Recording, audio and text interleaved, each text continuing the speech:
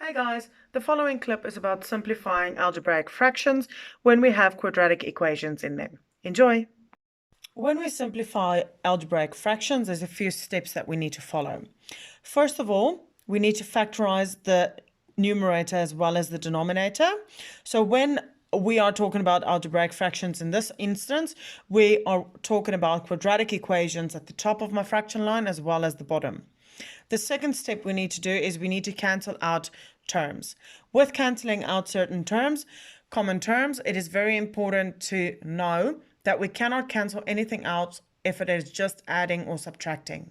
We can only cancel when it is multiplying. That's the only time we are allowed to cancel. So let's go into it. Step number 1 is factorizing the numerator as well as the denominator. We know that with factorizing, we need to find two terms that multiplies to get the constant and that adds up to get the coefficient. When we are doing the top of the fraction, I'm going to do it on this side. We're going to rewrite the equation 3x squared plus x minus 10. When we factorize, we need to find two things multiplied for that and subtracted for that. We can't find any over here, so we need to do the extended version by multiplying my 3 and my negative 10. That gives me negative 30.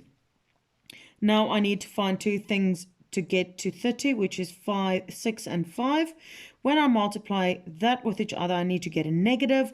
So I'm going to have a positive 6 and a negative 5. Rewrite my equation. Plus 6x minus 5x minus 10. Put my brackets around. Take out a common factor. 3x plus 2. And over here, I'm going to take out a negative 5 because my brackets need to look exactly the same. So when I factorize the numerator, I'm going to have these two brackets. My first being 3x minus 5 and my second being x plus 2. This is going to be all over whatever that is factorized. So that is what we are going to do next. To factorize the denominator, I'm going to do that down here as well.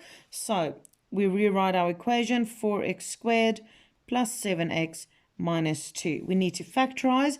Because we cannot do the normal factorizing, we multiply the first coefficient with the constant, which gives me negative 8. Two terms to multiply to get negative 8 and add up to get 7. That would be an 8 and a 1. I need a negative, so one of these two has to be a negative.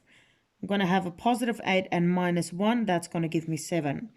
Rewrite my equation, 4x squared plus 8x minus 1x minus 2. Put my brackets around, take out a common factor, which will be 4x. What's left is x plus 2. And over here, I'm going to take out a negative 1 because my brackets need to look the same. So now I have my two factorized brackets, which would be 4x minus 1 and x plus 2.